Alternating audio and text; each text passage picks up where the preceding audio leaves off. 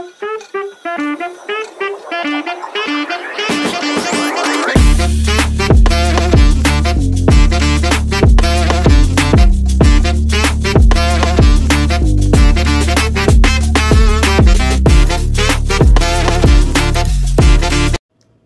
everyone!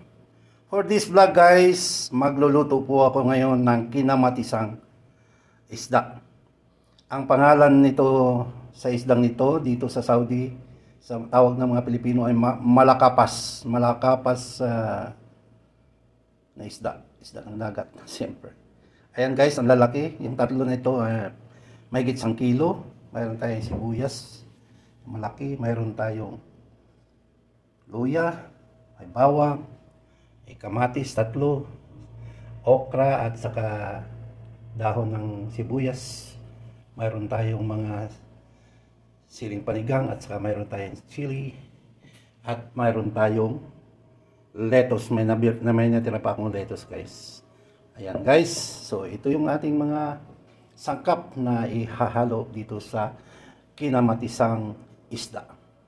Ayan. Guys, ang una nating gawin guys ay divide ko na lang ito guys, hihiwain ko kasi masyadong malalaki. Ayan.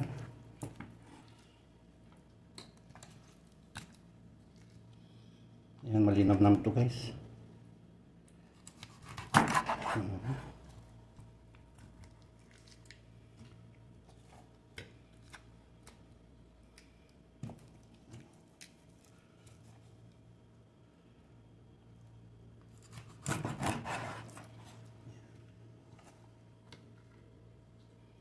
Ayan, di dumami siya. Ayan guys. So, ito. Ayan.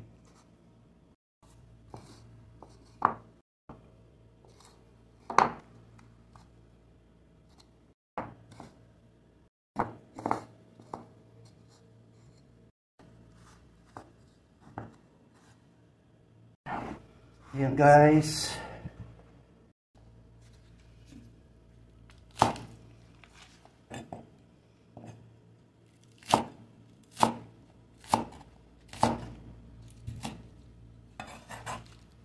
Ano?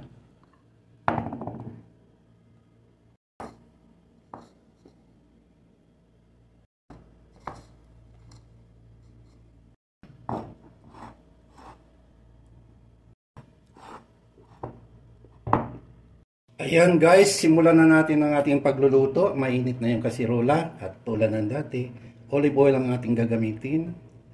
Olive oil na cooking. Ayan. Lagay na kagad natin ang ano guys. Luya.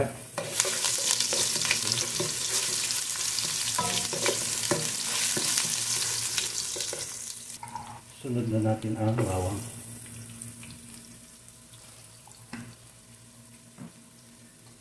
Sunutin natin.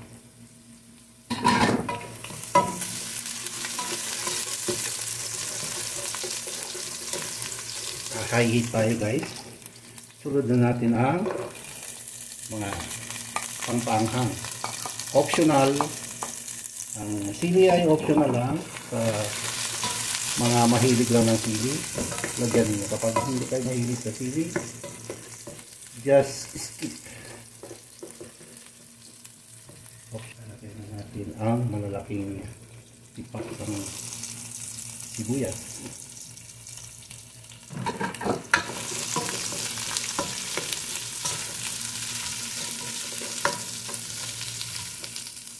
Hintayin natin lumabas yung kaluluwa nito guys. Mga sibuyas. At ating takpan.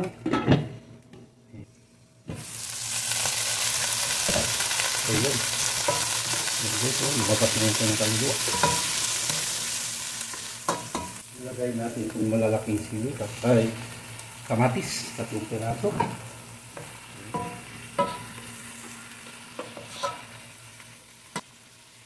Sundan ko na kagad siya ng black pepper, ground black pepper.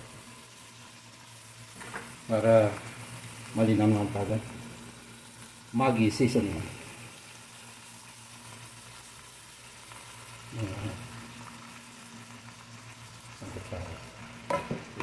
Mekos-mekos.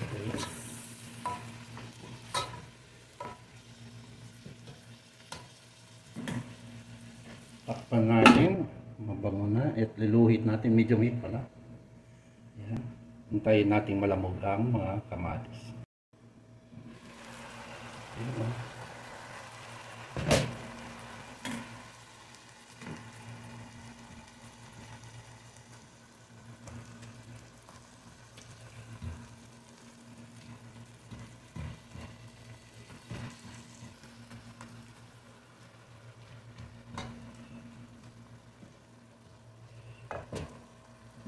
Yan guys.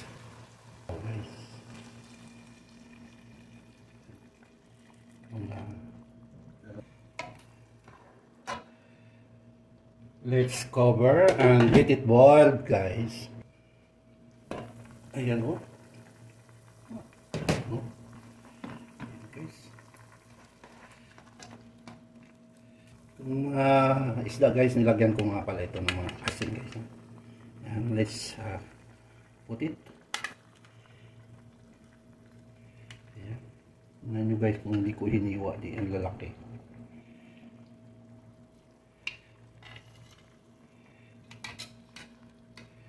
Wow. Malakapas.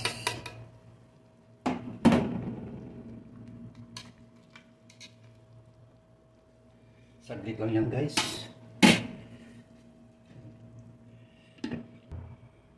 Yan guys, oh. Ano guys.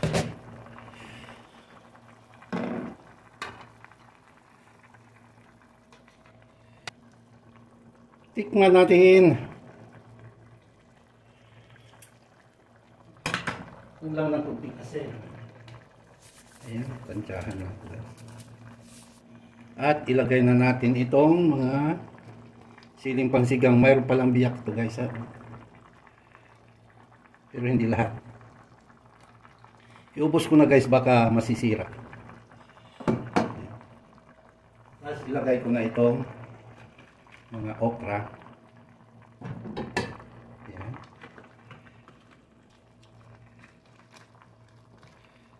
So, diba? Kakatakams guys. Oh. Ayan.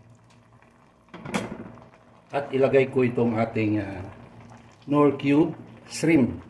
Shrimp siya guys. O di parang nilagyan ko rin siya ng ipon.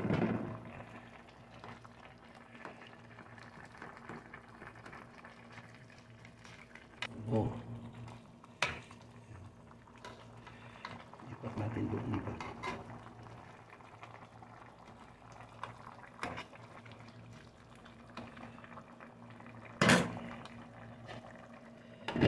One minute. Uy, ayan guys.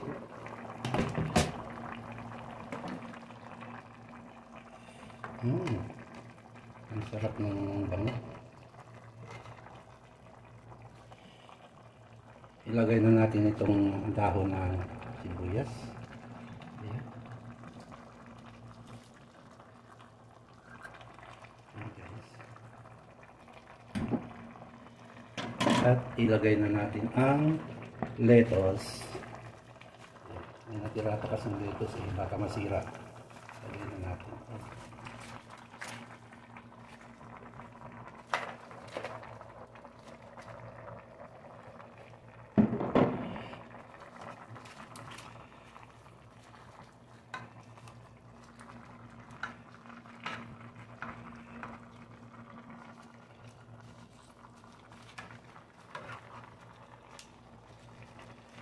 Lagay natin sa ilalim para masok.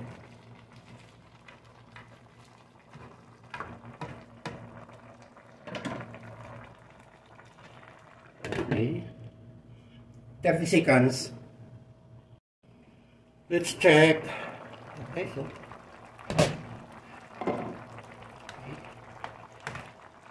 Game over na to guys. Okay na. Okay na ito.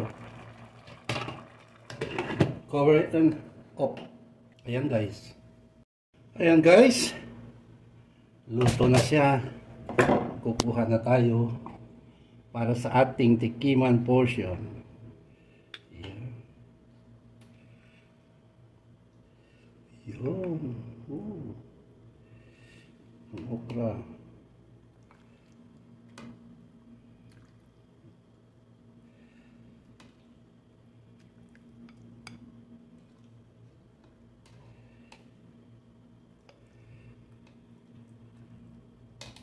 Ayan guys, ayan.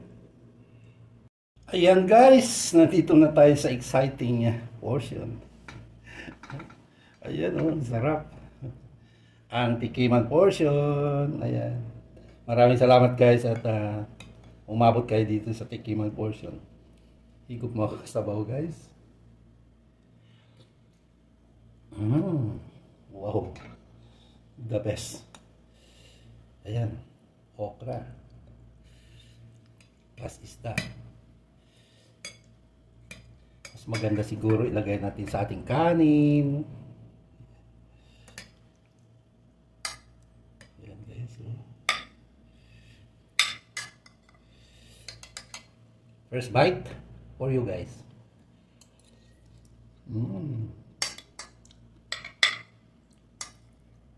Second bite, another for you. Sarap lang malapapat. Medyo mahal lang siya.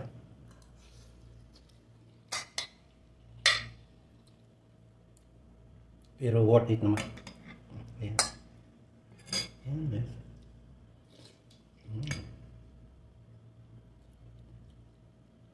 Isang okra pa. Sarap ng okra.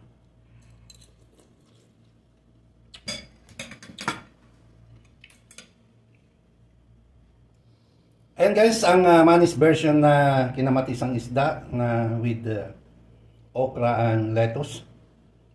Andito yung lettuce sa lalim. Ayan, oh. Ayan guys. Oh. Malinam. Thank you so much guys for watching at pagsubaybay sa aking mga manis version. So until next time, God bless us always. Bye for now. Thank you.